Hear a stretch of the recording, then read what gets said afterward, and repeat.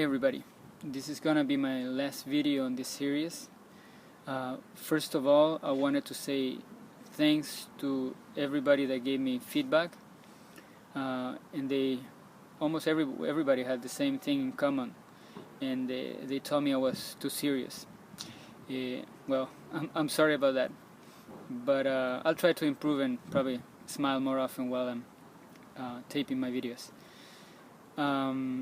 I also, this one is going to be probably a little bit longer than the others, but I ask you please to be patient and stay tuned, because I think this message is very important.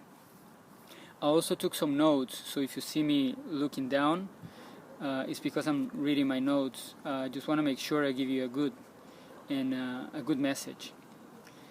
So my last video is about transfer. Transfer is the last concept that I want to share with you.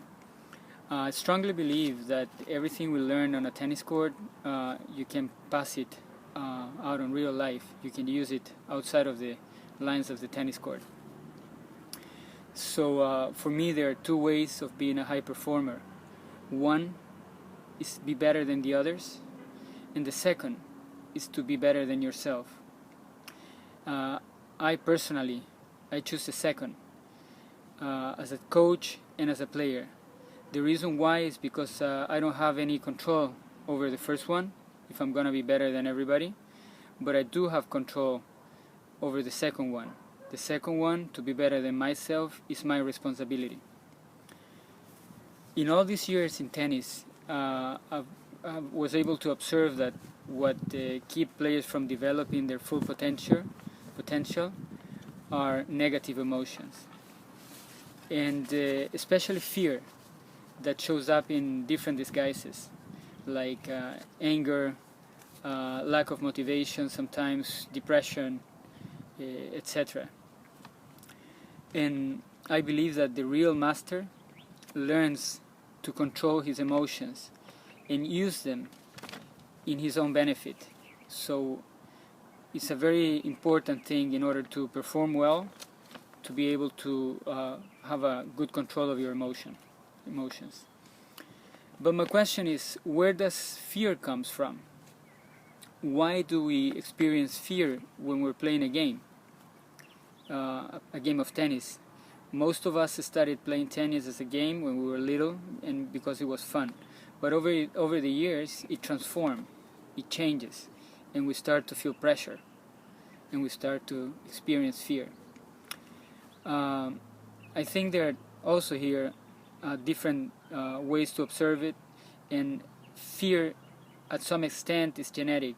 We need it to survive, so it's important to be able to feel fear.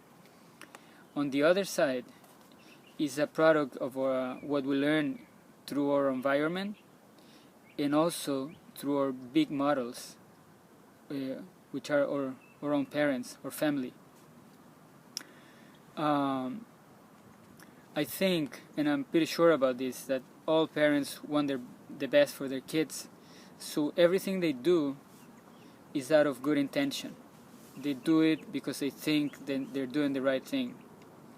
But what happens sometimes is that they pass their own fears to the kids, because they don't want the kids to have hard experiences, to make mistakes, and to suffer. So what they do is they start to overprotect, to try to take more control of what's happening. So they analyze more, they look at every situation, and I think this starts to generate on the kids pressure and fear. So the strange thing for me is that I don't think any parent would do the same thing they do on the tennis court when their kids go to college. No parent would go to college and watch every lesson and see everything their own kids do in college. But it happens in tennis. So I guess tennis is something very special. The thing is that making mistakes is a very important part of growing. and experiencing painful situations is what makes a tennis player grow. Once you come out of the situation, once you were able to master them, you are a better player for sure. So learning from mistakes, that's the concept. So you have to allow mistakes to happen.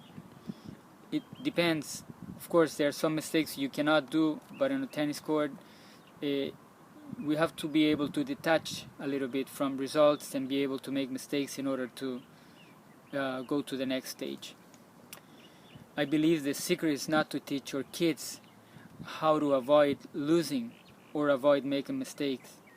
The secret is to teach them how to deal with mistakes and defeat, how to come out there, how to come out stronger out of those experiences.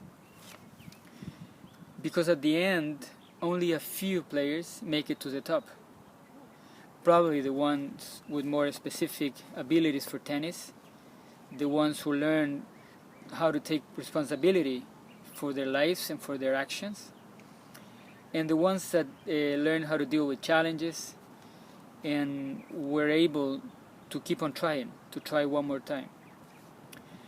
But my question is, what happened to the others, to the ones that don't make it to the top? Do they leave the game of tennis without learning the lesson? I hope not. Alright, this was my last message for this series. I hope to see you soon with some more ideas for you. Thank you very much.